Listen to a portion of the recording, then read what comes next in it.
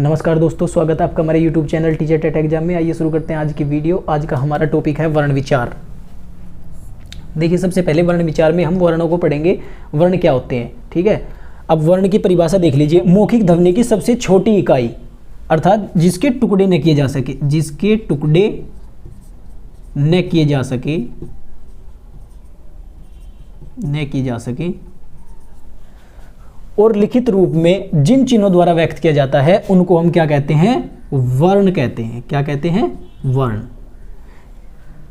अब देखिए, यहां से क्वेश्चन किस प्रकार बनता है कि ध्वनि की लघुत्तम यानी कि सबसे छोटी सार्थक इकाई को क्या कहते हैं? क्या कहते हैं भाई? वर्ण कहते हैं। अब देखिए, इन वर्णों का जो व्यवस्थित क्रम होता है उसको हम क्या कहते हैं? वर्णमाला। वर्णमाला। यहाँ से भी क्वेश्चन कई बार पुटअप होते हैं कि वर्णमाला क्या है, यानी वर्णों का व्यवस्थित क्रम क्या है? वर्णमाला है। अब देखिए, हिंदी वर्णमाला में वर्णों की जो कुल संख्या है वह कितनी है? 52। ठीक है। अब देखिए, जो ये 52 वर्ण हैं, इनसे मिलकर क्या बनते हैं? शब्द, और शब्दों से मिलकर क्या बनते हैं? वाक्य, और वाक्यों से क्या होता है? विचारों का आदान प्रदान, जो कि हमारी भाषा होती है। अब देखिए, जो वर्णमाला है इसको दो प्रकार के वर्णों में विभाजित किया गया है। कौन कौन से? एक तो स्वर और एक व्यंजन। अब इसमें एक चीज और होती है, अयोगवाह। क्या होते हैं भाई? अयोगवाह। अयोगवाह। लेकिन मुख्य रूप से वर्ण जो है दो ही प्रकार के हैं, एक स्वर और एक व्यंजन। अब देखिए, स्वर किसे कहते हैं? स्वर क्या होते हैं? इनका उच्चारण स्वतंत्र होता है, अर्थात इन्हें बोलने के लिए किसी अन्य स्वर की आवश्यकता नहीं होती या अन्य वर्ण की आवश्यकता नहीं होती। लेकिन जो व्यंजन होते हैं इनका उच्चारण क्या होता है? स्वर पर निर्भर करता है। इन्हें बोलने के लिए किसकी आवश्यकता होती है? व्यंजनों को बोलने के लिए स्वर की आवश्यकता होती है। ये अपने आप में क्या नहीं होते? स्वतंत्र नहीं होते। अब देखिए, स्वर को डिटेल में देखेंगे। स्वर क्या होते हैं भाई? अभी बताया था, स्वरों का जो उच्चारण क्या होता है वो स्वतंत्र होता है, यानी कि इन्हें बोलने के लिए किसी अन्य वर्ण की आवश्यकता नहीं होती। दूसरा, परिभाषा के अनुसार इनकी संख्या कितनी होती है? 11 होती है। परंतु अयोगवाह, अयोगवाह क्या होते हैं भाई? अंग और अंग, ये दो क्या होते हैं? अयोगवाह होते हैं। इनको मिलाकर इनकी संख्या कितनी हो जाती है? 13 हो जाती है। इंपॉर्टेंट है, थोड़ा ध्यान से देखेंगे। अब देखेंगे स्वरों के भेद। स्वरों के भेद किस आधार पर? अब इन जो स्वर हैं उनके जो प्रकार बताए गए हैं वे कई प्रकार से बताए गए हैं। किस किस आधार पर बताए गए हैं? एक बार देखो, उत्पत्ति के आधार पर कितने प्रकार के होते हैं? 2 प्रकार के। कौन कौन से? एक तो मूल स्वर और दूसरा संधि स्वर। अब देखो, जो मूल स्वर होते हैं इनकी संख्या कितनी होती है? 4। कौन कौन से? ए, ई, उ और री, ये क्या है? मूल स्वर हैं। दूसरा संधि स्वर, इनकी संख्या कितनी होती है? 7 होती है। अब संधि स्वर को थोड़ा डिटेल में देखो। संधि स्वर को भी 2 भागों में तोड़ा गया है। कौन कौन से? एक तो दीर्घ संधि स्वर और दूसरा संयुक्त संधि स्वर। अब जो दीर्घ संधि स्वर है ये सहजातीय स्वर के मेल से बनते हैं। सहजातीय का क्या मतलब होता है? जैसे ए में हमने ए जोड़ दिया तो क्या हो गया? आ। ई में हमने ई जोड़ा तो क्या हो गया? बड़ी ई। और ऊ में हमने ऊ जोड़ा तो क्या हो गया? बड़ा ऊ। ये क्या है? सहजातीय स्वर है, और इनके मेल से क्या बनता है? दीर्घ संधि स्वर बनता है। अब देखिए, संयुक्त संधि स्वर ये विजातीय स्वरों के मेल से बनते हैं। पहले तो हमने ए में ए जोड़ा था, ई छोटी ई में छोटा ई जोड़ा, छोटे ऊ में छोटा ऊ जोड़ा। लेकिन अब क्या है? ई ए में हमने क्या जोड़ा? ई, तो क्या बन गया? ए। ए में हमने ए जोड़ा तो क्या बन गया? आई। और ए में हमने ऊ जोड़ा तो क्या बन गया? ओ। और ए में हमने ओ जोड़ा तो क्या बन गया? औ। तो ये कितने हो गए? 3 तो ये और 4 ये, तो कुल मिलाकर 3 और 4 कितने हो गए? 7। यानी कि संधि स्वर कितने हो गए? 7 हो गए। वही हमने बताया था कि भाई इनकी संख्या कितनी होती है? 7 होती है। कौन कौन सी?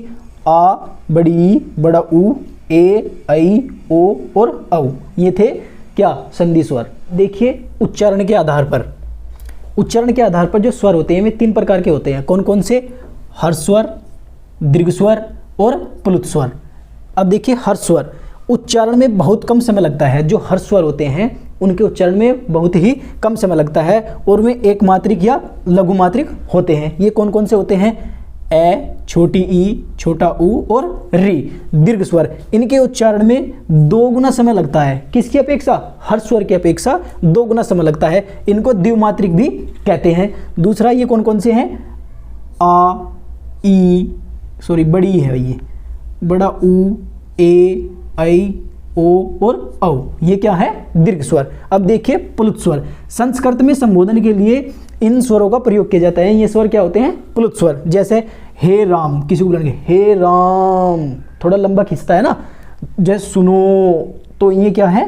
प्लुत स्वर है। इसका जो चिन्ह होता है ये होता है एस एस एस, ऐसे करके चिन्ह होता है। अब देखिए मुख द्वार के खुलने या बंद होने के आधार पर स्वरों के प्रकार। ये कितने प्रकार के होते हैं? ये भी 3 प्रकार के होते हैं। कौन कौन से? नंबर 1 संवृत स्वर, दूसरा अर्ध संवृत स्वर और तीसरा विवृत स्वर। अब देखिए संवृत स्वर, जिन स्वरों का उच्चारण करने में होठ गोलाकार हो वे क्या होते हैं? संवृत स्वर होते हैं। अब देखिए कौन कौन से हैं ये? ऊ, बड़ा ऊ और ओ और औ, ये क्या है भाई? संवृत स्वर है। आपको इनकी प्रैक्टिस करनी पड़ेगी थोड़ी सी और बोल के देखना, आपकी जो होठ है वे कैसे हो जाएंगे? गोलाकार हो जाएंगे। अर्ध संवृत स्वर, इनका जो मुख द्वार होता है वो क्या होता है? हमारा जो मुख द्वार है वो आधा खुलता है। जैसे ए, आप प्रैक्टिस करो, थोड़ा सा बोल के देखो कि मुंह आपका जो है आधा ही खुलेगा। वे क्या होंगे? अर्ध संवृत स्वर होंगे। अब क्या है?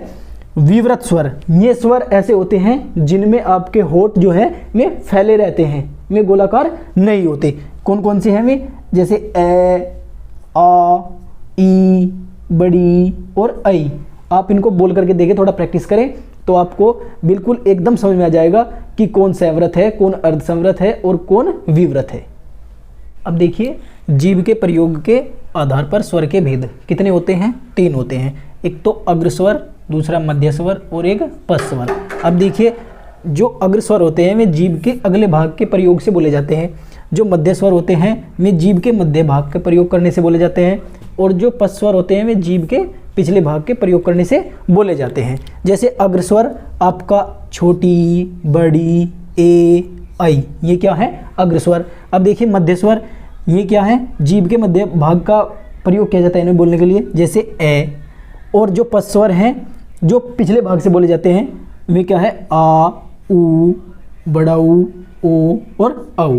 स्वर तंत्रियों के आधार पर कौन से होते हैं? एक तो कंठ है, जो कंठ और गले से बोले जाते हैं। वे स्वर कौन कौन से हैं आपके? ए और आ। जो तालव्य, तालु यानी कि जो मुंह के भीतर की छत है उसका पिछला हिस्सा होता है, उसको हम तालु बोलते हैं। तो वे कौन कौन से हैं? ई और बड़ी ई। जो मूर्धन्य, मूर्धा क्या होता है? जो मुंह के भीतर की ऊपरली छत है उसका अगला हिस्सा, उसको हम क्या बोलते हैं? मूर्धा। तो इनसे क्या है? री। जो कंठ तालव्य है यानी कि कंठ और किस किस के मेल से? कंठ प्लस तालु से बोले जाते हैं। वे कौन से हैं? ए और ऐ। कंठोष्ठ्य, जो कंठ और होठ के संयोग से बोले जाते हैं वे कौन से हैं? ओ और औ। जो ओष्ठ है यानी कि जो होठ की सहायता से बोले जाते हैं वे क्या है? ऊ और ऊ।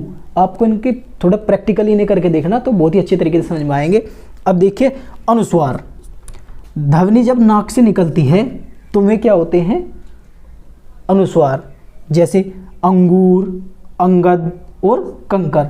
उसी प्रकार अनुनासिक ध्वनि जब नाक व मुख दोनों से निकलती है तो वो क्या होते हैं? अनुनासिक स्वर। जैसे चंद्रमा, अंगना। ठीक है। अब देखिए निर्नुनासिक स्वर, ये क्या होते हैं? ध्वनि केवल कहाँ से निकलती है? मुख से निकलती है। जैसे राम, मोहन, इनमें आपको देख रहा होगा नाक का थोड़ा सा भी प्रयोग नहीं है। आशा करता हूँ कि स्वर आपके अच्छी समझ में आया होगा। अगर आपको वीडियो अच्छी लगी हो तो वीडियो को लाइक कर देना और चैनल को सब्सक्राइब कर देना। धन्यवाद।